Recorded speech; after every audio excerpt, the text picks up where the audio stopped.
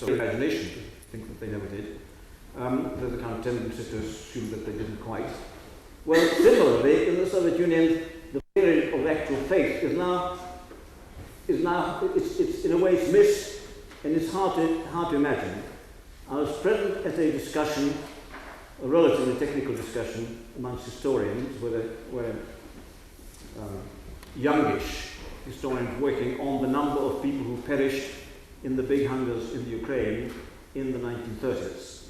And after this relatively technical demographic discussion about the figures involved, they switched to motivation. And the historian said, well, you know, I know it's odd. I mean, the various questions, why, for instance, was the border between Ukraine and Belarus closed? There was food in Belarus, there wasn't any in the Ukraine. Was it a deliberate attempt to starve out the Ukrainians and so on? And the historian who was presenting the material said, well, I have a strange theory, you'll find it odd, but I think it was romanticism. I was puzzled, a number of people were puzzled.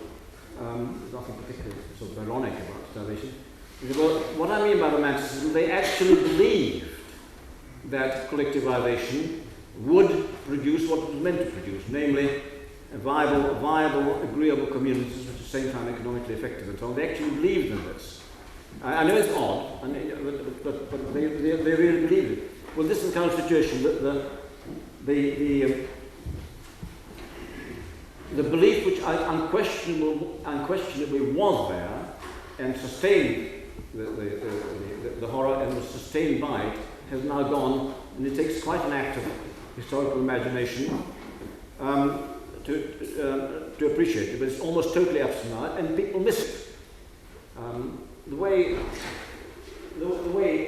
in this society, there are atheists who get a bit annoyed when they read about bishops who proclaim that they believe in virtually nothing, that they just think it's a sort of formally accompanying ritual with social implications. One likes feeling that even if one doesn't believe, somebody else does, and one can join them if one feels really too frightened. Well, similarly, in the Soviet Union, I'm a family where both husband and wife had suffered.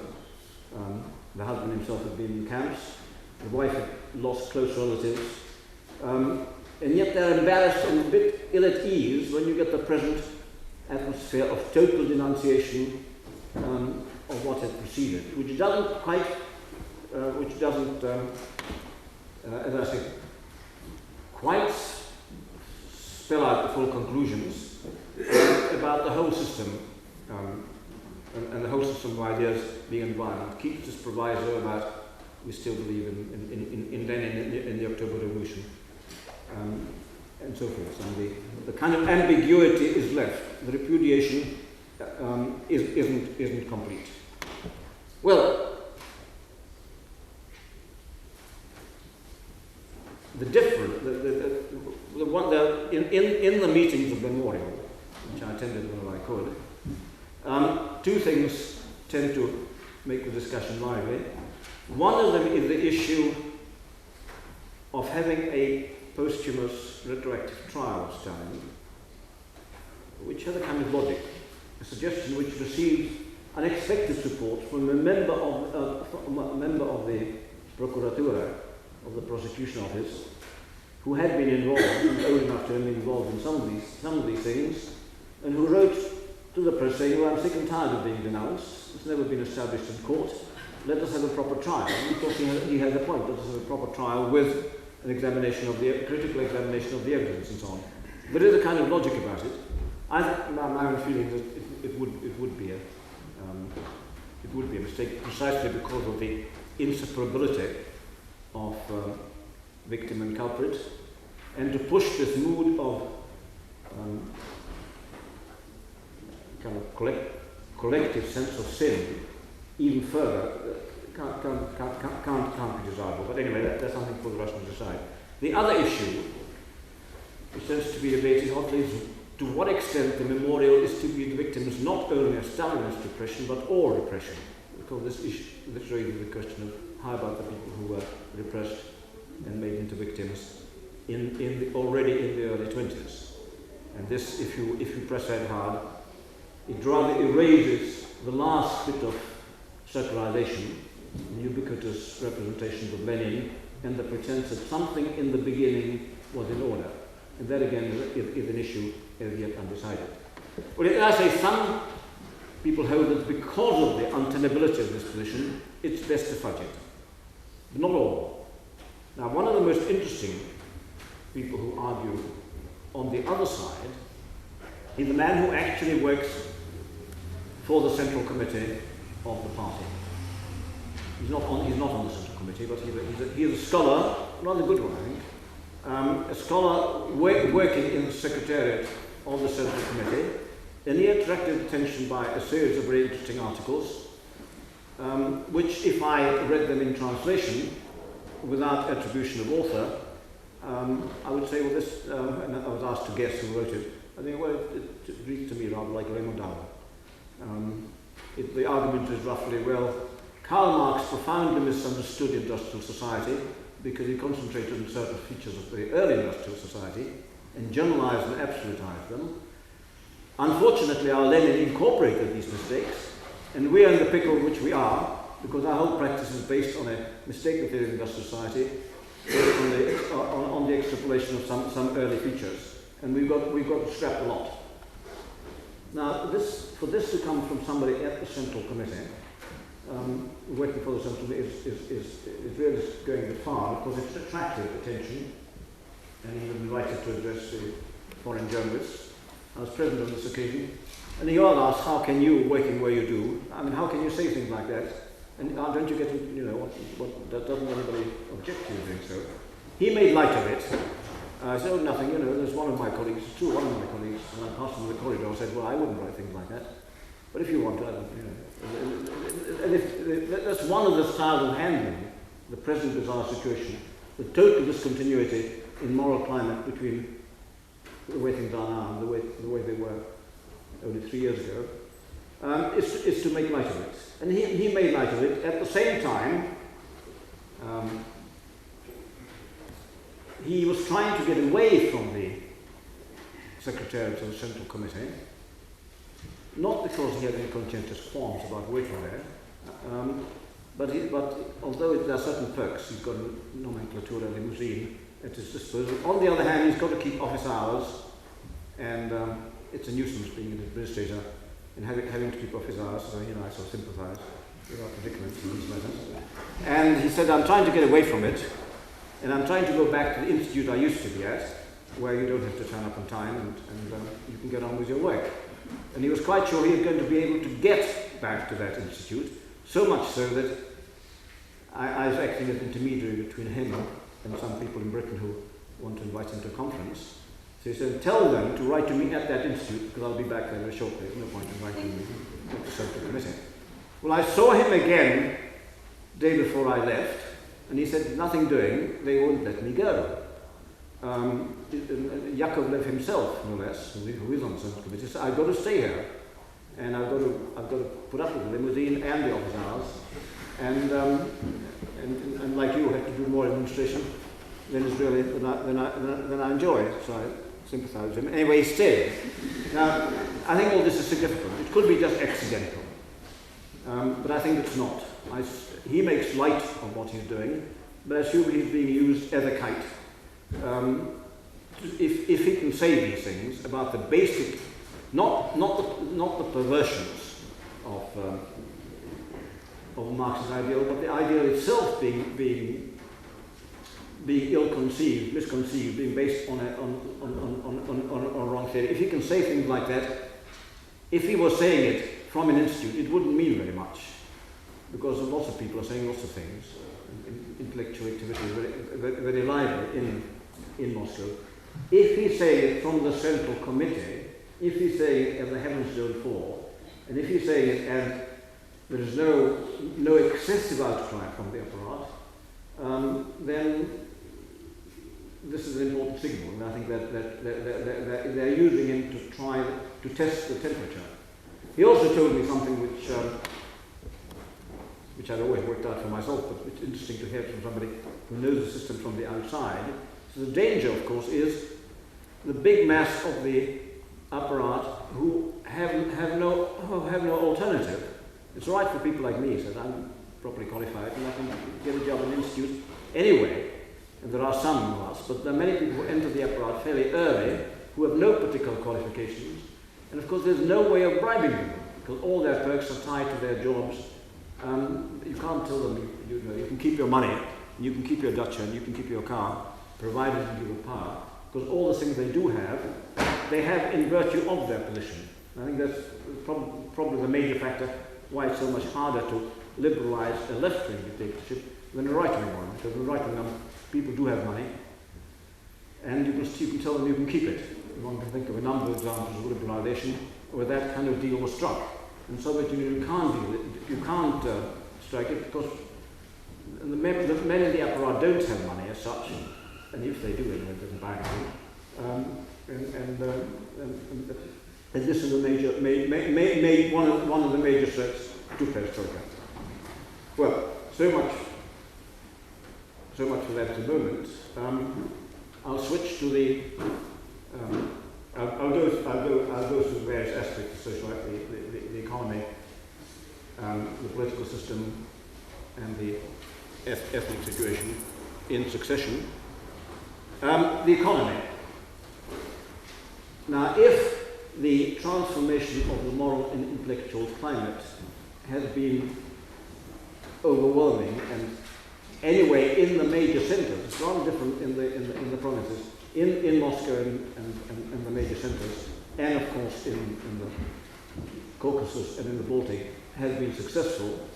The transformation of the economy has not. This is notorious and widely commented.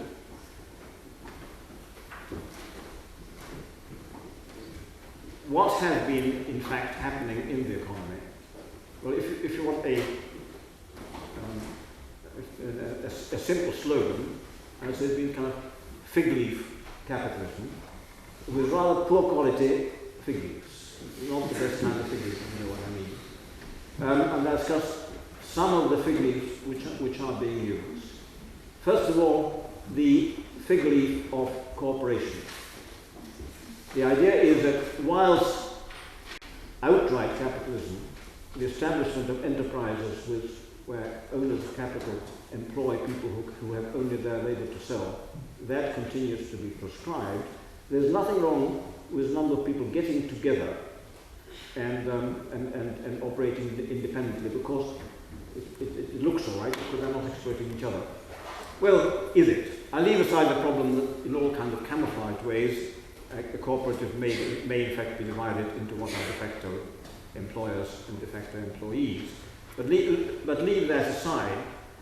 The whole, again, it's a point where the theory doesn't bear careful examination. Marxism concentrates on exploitation at the point where employer meets a person with nothing but his labour to sell, who, because of his weak position, is obliged to sell it at the minimal price, which will make possible his own production, but no better. Marxism wasn't terribly interested in the division of spoils between the capitalists, partly because it believed that most of them would end eliminated and join the army of those who had nothing but labour to sell. And anyway, it didn't matter very much. But obviously, exploitation occurs at that point as well. Some cooperatives will be in a stronger position, or more cunning, or more ruthless, or whatever, and get a better share of the spoils than others. So some cooperatives will again be at the margin of only getting the minimum, enabling making possible their own survival. It's not clear why this should be more. This should be less reprehensible than the situation in which individual labourers are exploited through their economic weakness. But of course, the trouble with the cooperatives isn't that the theory is incoherent. The theory that it doesn't really lend itself to a revival of the economy. The highly capitalized, technically sophisticated units of production don't lend themselves to cooperation. The cooperative movement does, and to a very large extent, I don't have the figures, I'm not sure that anybody does, what the proportions are, but obviously a large proportion of it are simply legalizing the grey economy, the kind of civ world. What cooperation lends itself to is restaurants, distribution. It merely makes distribution more unequal. It accentuates distribution by liberalizing prices, and it accentuates inequality in consumption by freeing prices in one segment of consumption. It doesn't very much affect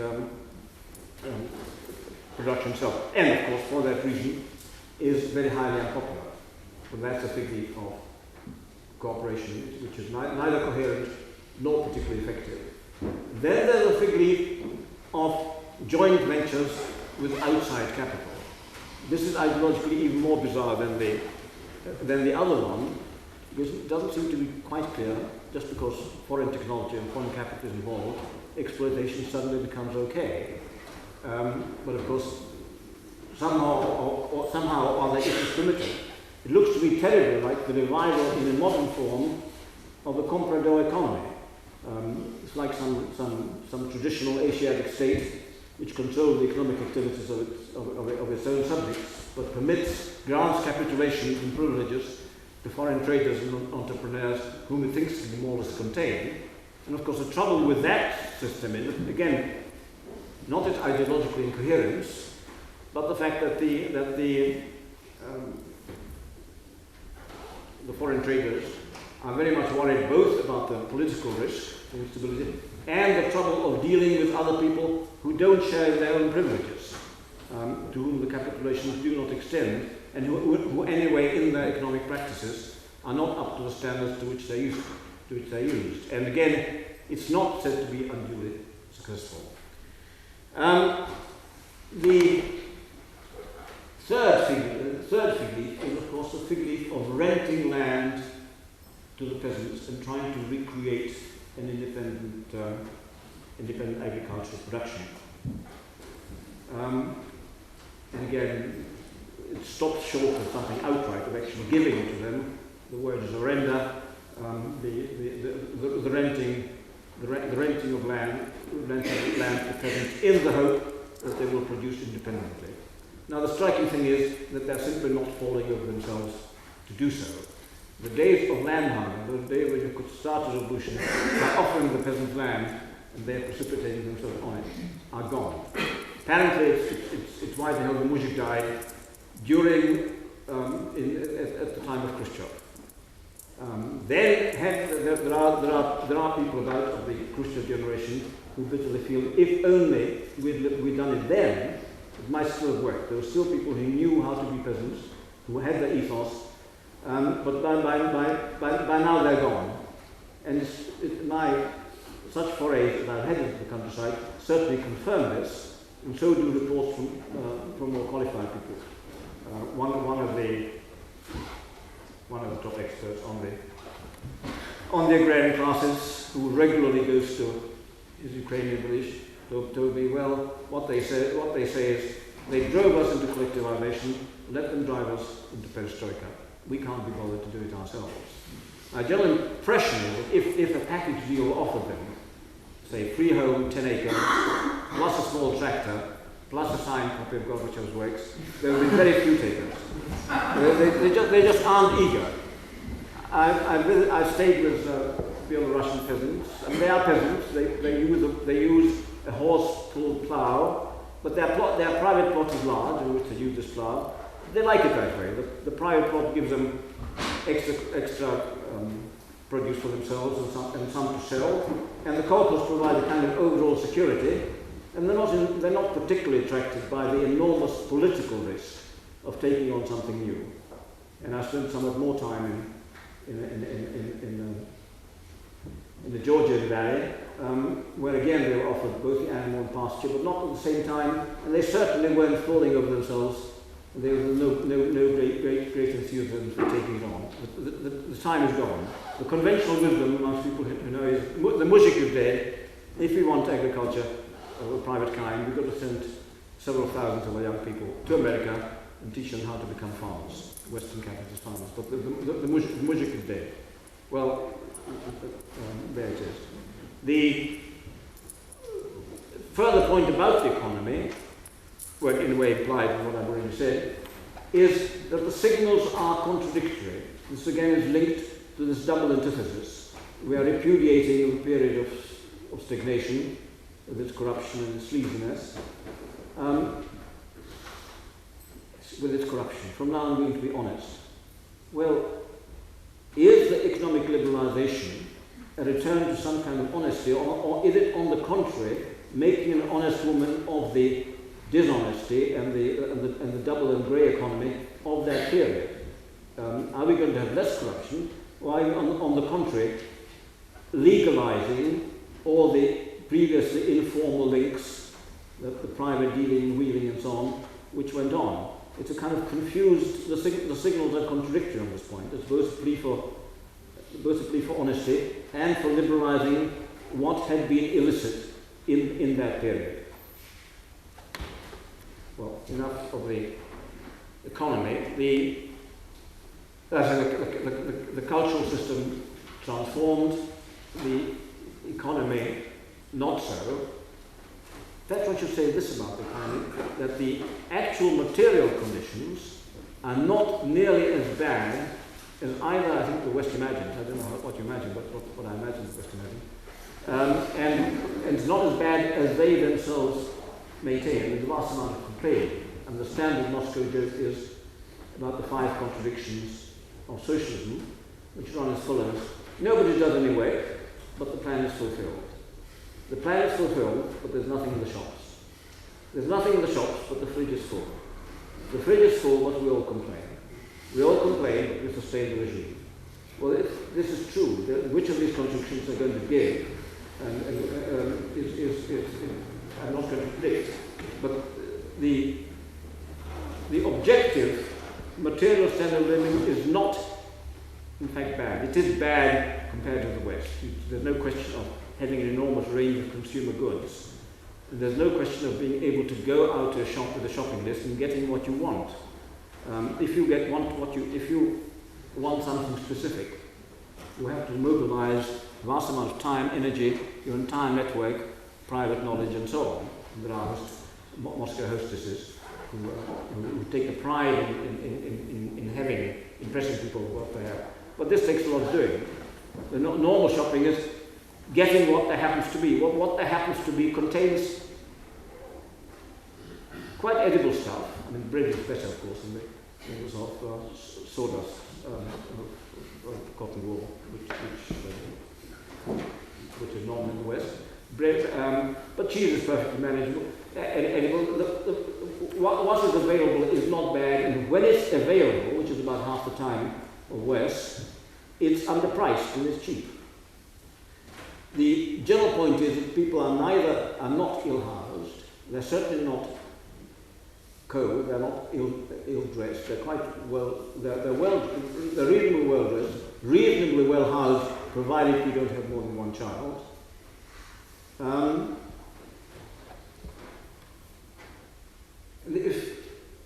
The only way I can sum up the general economic situation is to use the phrase which John Kenneth Galbraith coined for advanced capitalism, namely private affluence and public squalor. Once you are inside their apartments, you are in a clean, dry, warm place, furniture a bit rickety, but it's not terrible, and certainly in conditions in which one would be perfectly willing to live. The number of people living in communal apartments and having to share kitchen and bathroom and so on is now round about or under 10%. Well, 10% of Moscow is still quite a lot of people, but it is round about 10% or less, and I'm perfectly prepared to believe that the Soviet economy is capable of achieving the ideal of a separate apartment for every family unit within a decade or so. That's not where the trouble lies. The trouble lies in the appallingness of the services, medical services, which I was happy not to have to use, but by all reports are simply appalling.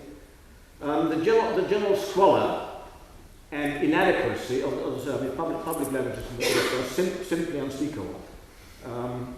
And they somehow symbolize, and this, when I say public lavatories, I don't just mean literally public lavatories on the streets. The lavatories in prestigious Academy of Science institutes are fairly terrible.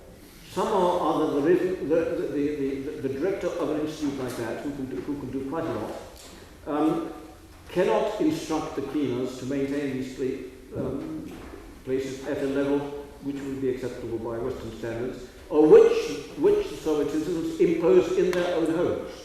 In their own homes, although the size, let's say, certainly the variety of produce, isn't up to Western standards, it's very, very good compared to the past, and it's good by kind of absolute standard. It's not there that the shoe pinches. It's a public squalor, the harassment by bureaucracy, and various features like that which make life unacceptable, not only to somebody used to Western standards, but also to them. But at the material level, my guess is that the material level they have is about the standard which is appropriate and which may have to be adopted by the 21st century in the interest of ecological restraint. But that's just my belief. But it's not there that the things are unacceptable. What is true, of course, is they are embourgeoised in the sense that they like privacy. And that if you have those states, you can no more, in those apartments, you can't have more than one child.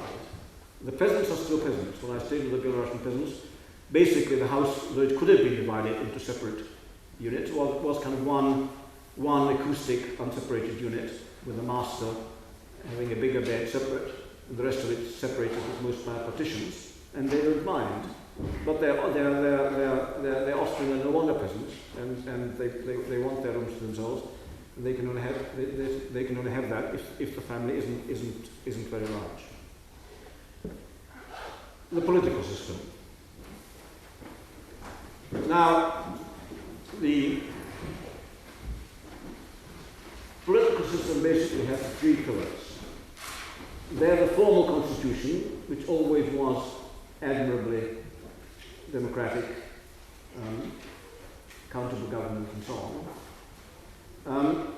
Secondly, they're the de facto concentration of power in the party, which is itself the one from the beginning, but is itself enshrined in the Constitution, which recognizes a special role of the party in society. Now, to Westerners, the coexistence of these two features looks like a contradiction. It isn't a kind of piece of hypocrisy. How can they maintain both? It isn't, because there's a third pillar which makes the whole system coherent, not makes it valid, makes it coherent. And the third pillar is an overall theory of society. As Raymond Aron used to say, this is an idiocracy. And of course the overall theory maintained that the truth about historical development and the final fulfillment and liberation of man and the attainment of society which is both affluent and devoid of coercion. The plan which leads to this is known, and history will implement it. And it so happens that the plan requires its own implementation by the disciplined advance guard of the proletariat, which in turn is the agent of the completion of this plan, and so on.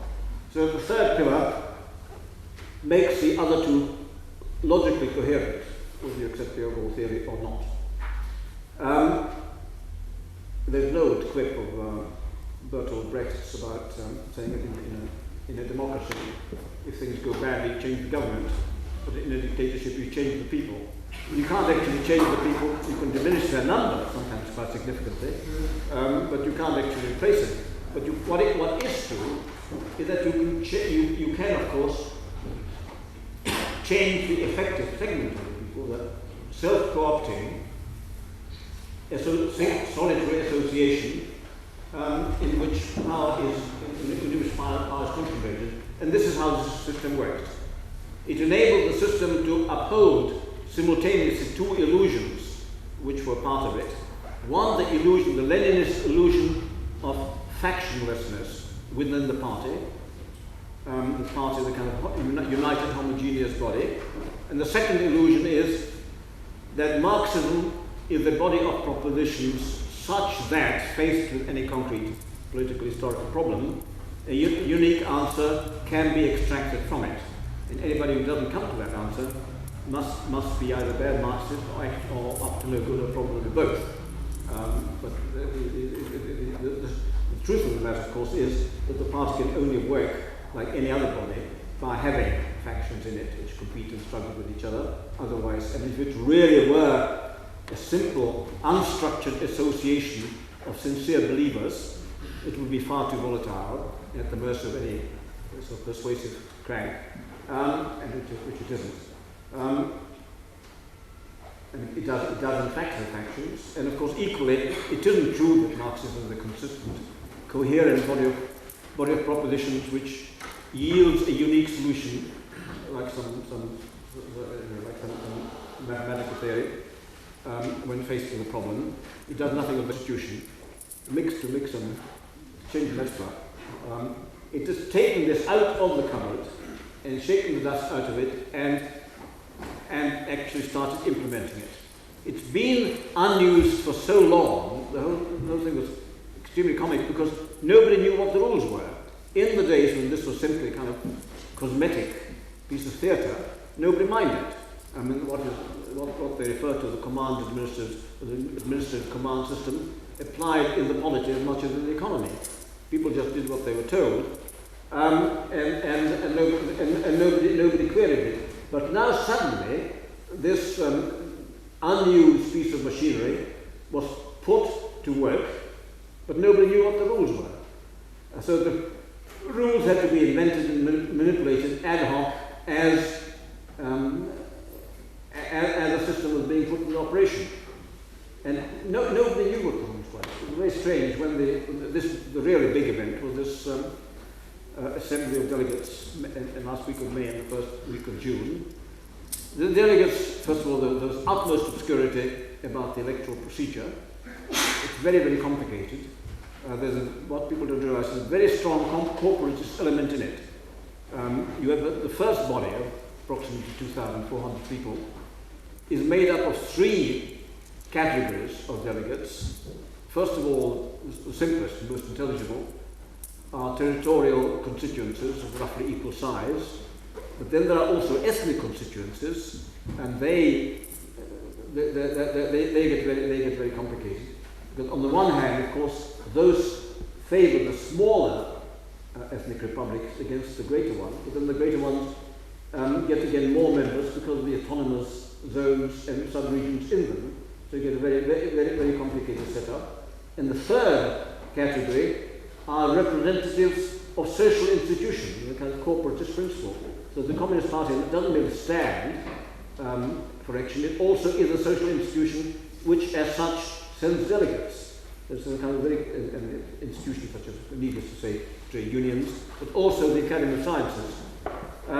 And somebody worked out the plural voting is quite remarkable. Theoretically, you could have quite a number of votes. I mean, as an academician, as a member of a trade union, as a member of an ethnic group, as a sort of resident in a given territorial unit and so on. It gets very, very complicated.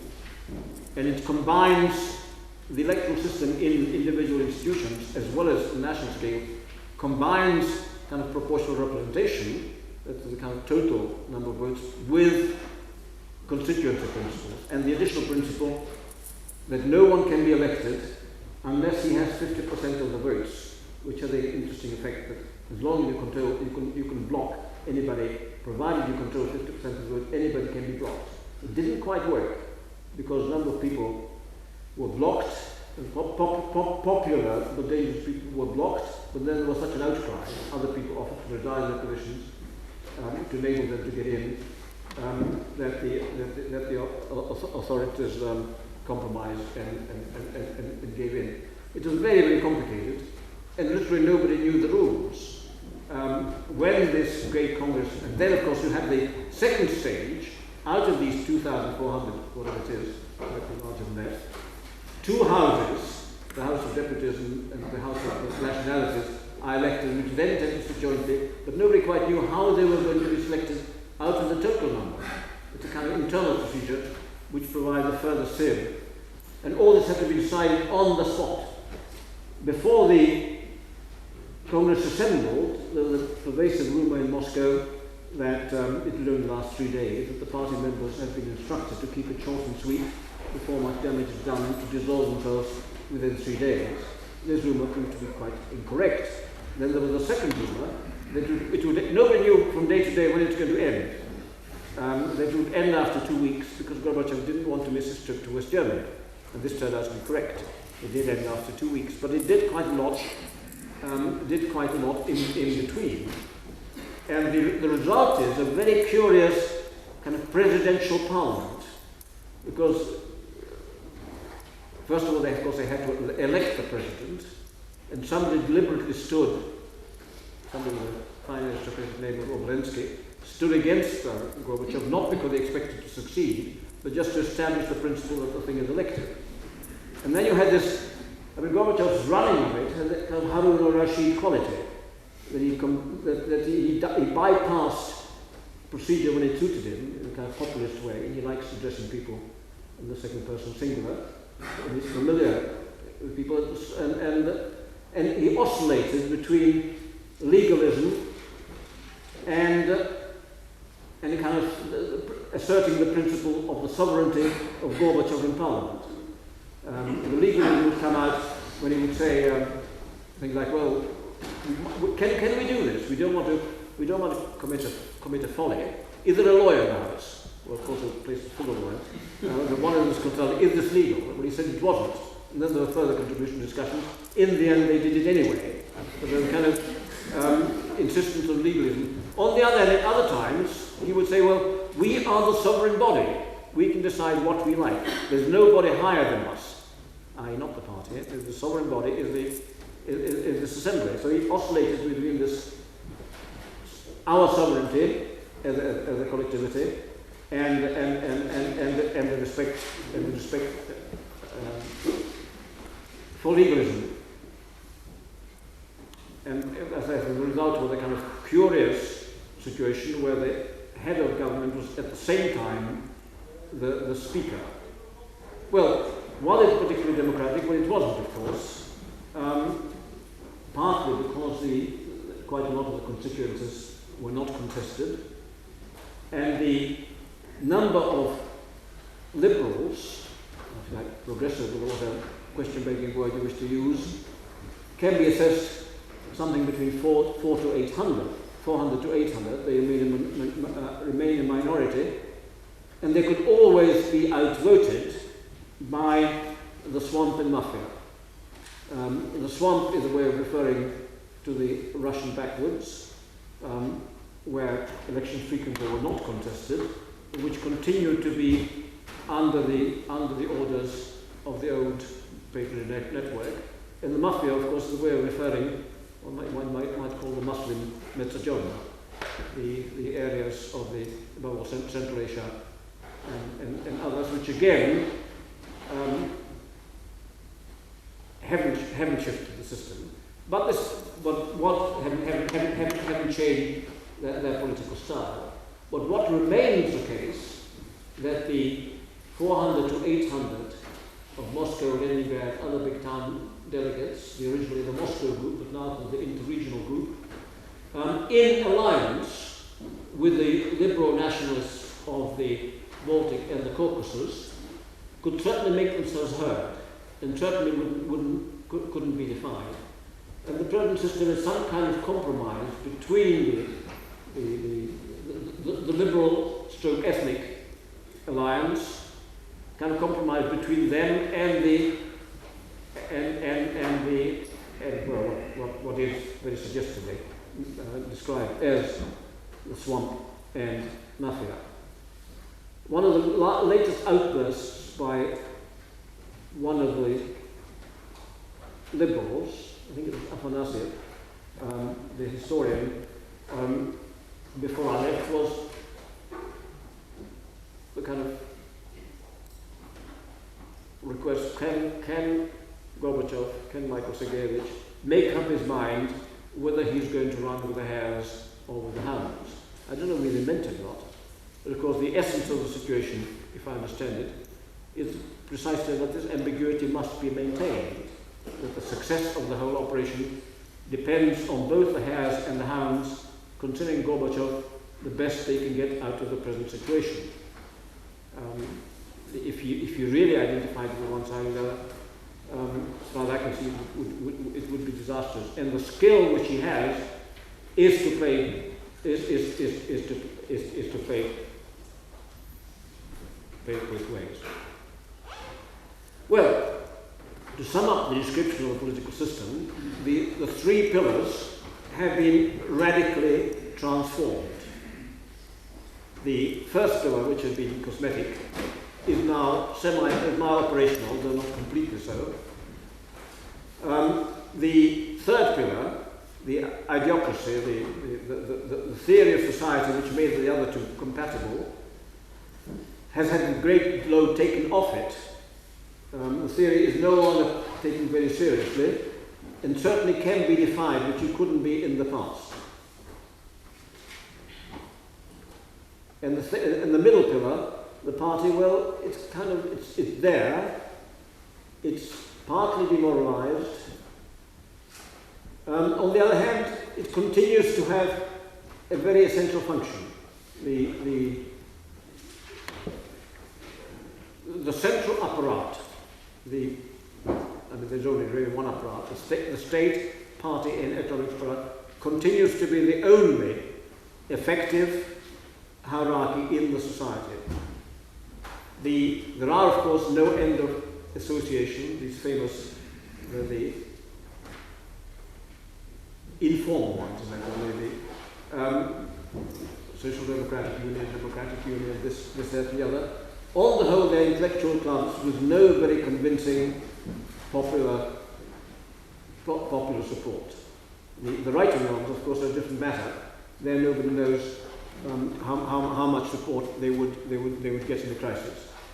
The only kind of association which can rapidly generate a real grassroots support and be a countervailing force are, of course, the national ones. That has been done, and that does exist. But then in between the central apparat, which continues to exist, somewhat demoralized, somewhat dubious, deprived of the ideocratic support on the one hand, and threatened by the rivalry of the previously purely cosmetic pillar on the other side, its position has been undermined, but it's still there, and it's the agency through which perestroika is still being carried out. If you like, the paradox of the situation is, if I'm right in saying that the theory can't be made coherent, glasnost depends on not having too much of it. End of counterpersonality depends on Michael Sergeyevich's charisma. And the establishment of a plural society depends on the strength of the party. I did a little bit of field work on the party, which on the whole, in the sense, on one occasion I went by mistake into a closed party meeting. And my general field work method was simply to go to all meetings that I heard about and see what they say to each other. And when I saw an open door and behind it the meeting was obviously going on, and I didn't have any appointment to go to, I went in. And I saw people looking at me, strange. But it took about 5 minutes before they shooed me out and told me this is a closed party meeting. These 5 minutes were long enough to get a clear impression of, well, first of all, they all had suits. You can tell party members they wear suits and ties. Other intellectuals in Soviet Union, as in Cambridge, don't always listen. But party members tend to wear suits and ties. They are not young, and they are kind of terribly, there's an air of well-meaningness and moralism about it. And this impression was somewhat confirmed. I also went to open meetings. When people are being admitted to the party, that's an open meeting. And those, of course, I was entitled to attend and attended. And there again, the people who were being admitted had public testimonials given to them. And they all had impeccable characters. I mean, they were all very good at their work, and they were very good in their families. They're very good with their friends, and it went on like this. And I'm not unaware of the fact that but there's an element of this that, of course, also, it both ratifies your career and helps it when you get into the party. And the fear sometimes expressed in the West of the present perestroika is just a kind of feint, and as soon as it succeeds in disarming the West and getting economically stronger, it will resume its push towards world domination. It's very hard to, I mean, the moralism of these meetings was very striking. I always expected the candidates for party membership would take some kind of oath that henceforth they won't smoke or drink or womanize. The idea that this association of Rotarians, careerists, and small-town mafiosi, known as the Communist Party of the Soviet Union Bolshevik, is a dangerous conspiracy aiming at world domination, seems to me at present highly implausible. They're demoralized. They can barely cope. They can't really cope with less than 1 million Estonians, and they can only just cope, astonishingly, with 70,000 Abkhazians, and they really don't want to take on Western Europe, which is full of people like Estonians, only worse. I'm not suggesting that the West should disarm, they don't strike me as wishing to take on any more than they've got on their plate, as it is. Right. More regeneration, economy, quality.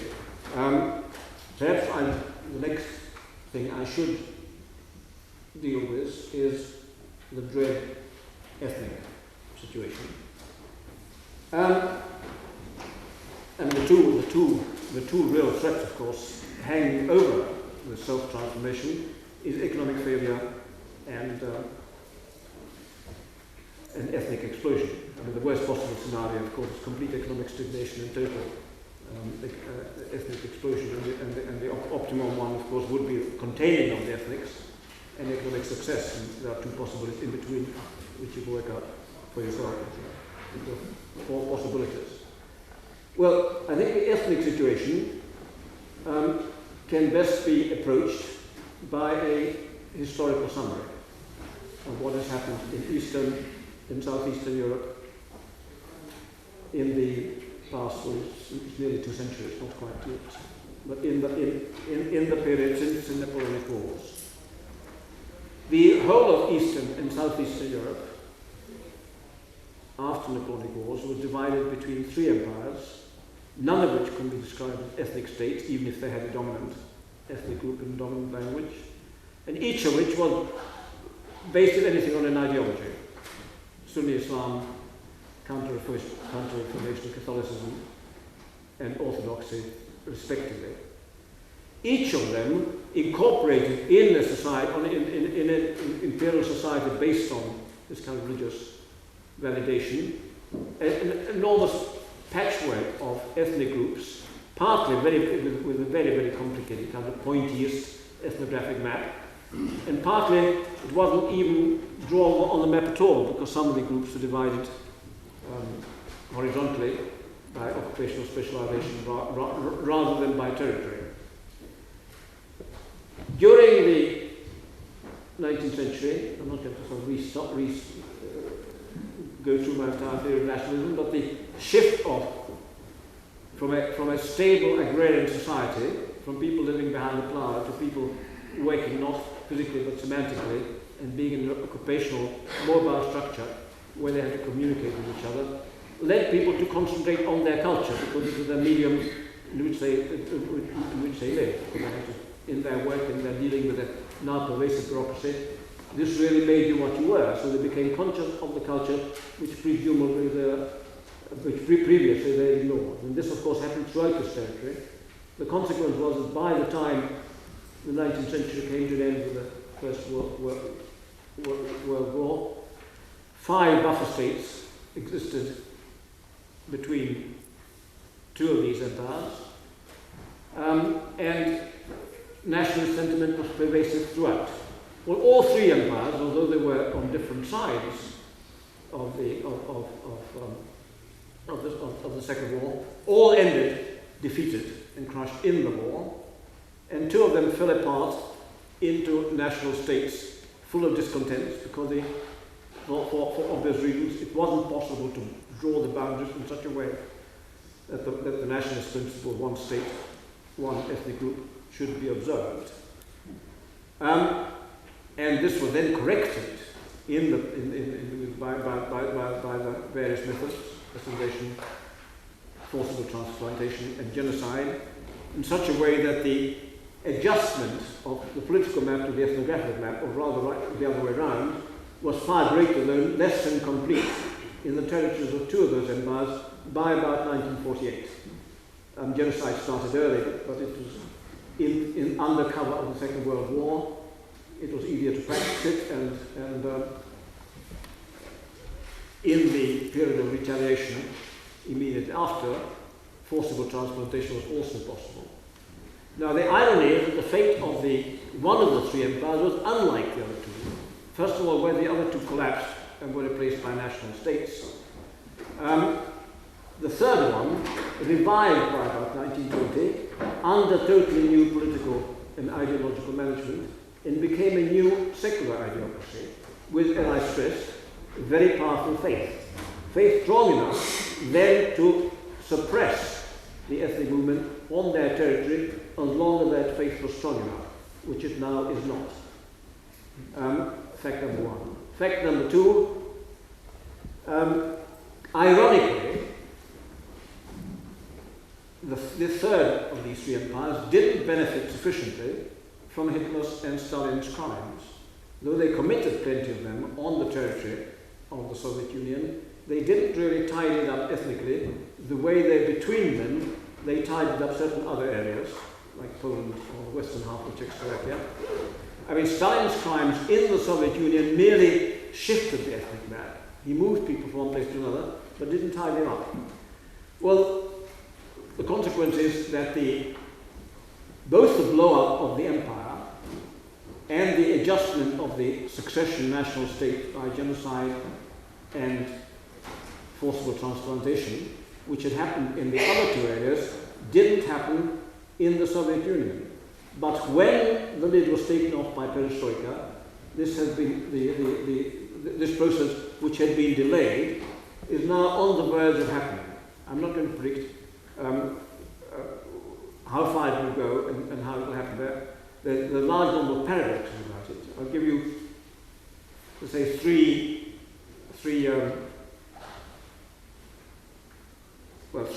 models, each drawn, three examples, each drawn from an area in effect I visited, and one way or another had reasonably intimate contact. Belarusia is an example of a society which rather resembles Poland or the western part of Czechoslovakia, and that the ethnic situation has been tidied up. Hitler killed the Jews, Stalin expelled the Poles, and the Belarusians, with of course the Russian minority, are left, but the nationalism is fairly muted. Belarusian parents still quite often send their children to Russian schools because of the obvious advantage. Nationalism is an intellectuals, literary movement, largely. The peasants are not virulent, the peasants are stablers. Remember the Polish period rather affectionately, without any resentment. The Belarusian Jewish relationship doesn't have the bitterness which the Ukrainian Jewish one had. The memorial at the place of execution in Minsk had an inscription in Hebrew letters, whereas the memorial at Babi Yar in Kiev does not, and causes great offence. First of all, it's very ostentatiously Babi Yar one, but secondly, there's nothing on it that conveys the fact that the victims were Jewish.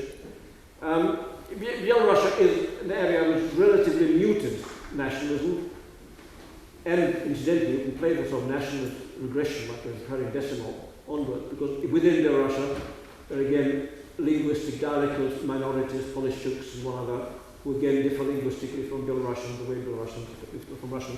And you could go on subdividing like that if you wanted to for a long time. But that is one empire. Another a different model of the ethnic tension is Georgia. Now, Georgia is, like the Soviet Union as a whole, is a model of a society which hasn't benefited from the, as I say, from Hitler's and Stalin's crimes, where the ethnic patchwork is totally unmanageable, large number of minorities, very, very intense feeling, and the situation is virtually insoluble. The various rival principles, as is the case, of course, of the Azerbaijani-Armenian conflict, the various rival principles which can be invoked cannot be brought into harmony. You can have a simple democratic principle that in any given area the majority should decide and that culture should be allowed to establish its own educational and other institutions. But that's in conflict with another, of course, not insignificant principle of geographic compactness, viability, historic continuity, and also of what I call there's also the pig and potato principle, that the area in which an ethnic group grazed pigs or grew potatoes enters into it so more so than an area in which they produce pig iron or produce computers. Now, it's an odd principle, because I mean, the industrial workers are human beings like anybody else, and they too are entitled to love the area in which they live and work and play. But nevertheless, the pig and potato principle is very strong. As for the argument is that industrial populations can be moved very easily, and have been moved very easily.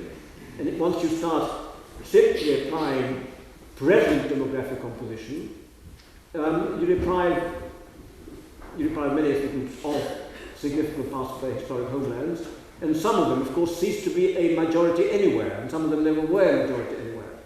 And the conflict of these various principles, the superiority of links wrought in the agrarian age as opposed to links merely established in the course of industrial migration, the need for any ethnic group to have its political roof over them, continuity, geographic compactness, and majority. By the time you have all these principles, you cannot satisfy them all. And of course, all ethnic groups invoke the principle which happens to favour them. And there is no way from the centre of reconciling them, and the feelings are overwhelmingly strong. In Moscow, of course, there are a lot of people who try and work out solutions for this, and there's a kind of spectrum from what you might call the universalistic individualists, who say, well, ethnicity should be a private matter. One would put it to be, my nationality is my business. It shouldn't be on my passport. What we ought to have is universalistic, it's quite an attractive idea, universalistic political institutions, and within them, as for their culture and ethnic self-identification, everybody should choose instead of having it imposed on them, where at the moment it's imposed on people. And at the moment you can only choose the ethnic group of one of your parents if they're different, or of course if they're the same, then you have no choice at all. That's one ideal. The other ideal, of course, is the kind of culturalist pluralism, which concentrates not on the rights of individuals, but on the rights of cultures. And both these positions are represented amongst the very active intellectuals in Moscow who with goodwill try to do something about the ethnic problem. Interesting thing is in Georgia, where I spent some time, both these extremes are heartily detested and distrusted. They say, roughly, let the Russians practice universalistic individualism or cultural pluralism in their own republic. They can do with both, but let them not come and interfere in our situation, which they don't understand. And of course, either of these principles, if applied in the incredibly complex patchwork of the Caucasus, will result either in subjection of the groups to a centralized society, or in its breakup, in its fragmentation. And the Georgians, amongst others, are determined to oppose both. Well, that's the second model, of a much less benign. The Caucasian model is much less benign than the Belarusian one. Take another example, Estonians. Now, the Estonians have not, like the Georgians or the Soviet Union as a whole, inherited an unmanageable ethnic patchwork from the past. In the past, they were a plural society, but the ruling stratum of Teutonic or Swedish gentry and nobility or burghers almost entirely left. A very small number of Swedes left. The Swedes actually left by agreement between Hitler and the Swedes. The Germans left at the time of the Molotov-Ribbentrop Pact. So you've got a homogeneous, the non-historic nation with a whose national consciousness, unlike the Georgian, is not so sustained by this kind of the Georgians use the Durkheimian method of never eating or drinking, and they do both a lot without reaffirming their social relationships. So the kind of ethnic, the culture is a medium by which an ethnic consciousness is sustained so vigorously that although Georgia has been under Soviet power for 70 years, it really feels like those areas which have only been under Soviet power for 40 years. And makes 40 and 70 makes quite a different social memory. Well, Estonia is not like that. The ethnic consciousness is sustained by the standard apparatus, Eastern European apparatus for non-historic nations, namely National Theatre, National Museum. The Ethnographic Museum has one object for every 10 Estonians, and then less than a million, and then in the cellars and cupboards of the museum. It works very well. Well, they're human beings too, and they're entitled to the votes. The Estonians propose all kinds of electoral reforms. The underlying purpose is simply to deprive as many Russians as possible of the vote. Again, what you do, forcibly transplant them, as you can't do that. You could do that in period 45 to 48, but it's not very easy to do it now. Well, these are the three models. There are other models still. My impression of Central Asia is that they are still, the political system is not one dominated by a modern, spontaneous ethnic nationalism, but by the local patronage networks. A striking example of this is the major massacre which occurred in the case of summer of the Meskhetian Turks, which is an interesting event because it's not one of these historically hallowed hatreds that between Azerbaijanis, who are in fact Turks, and the Armenians. So the Meskhetians were only transported there by Stalin at the time when you think of invading Turkey and didn't wish to be embarrassed by Turks living on the Georgian-Turkish border.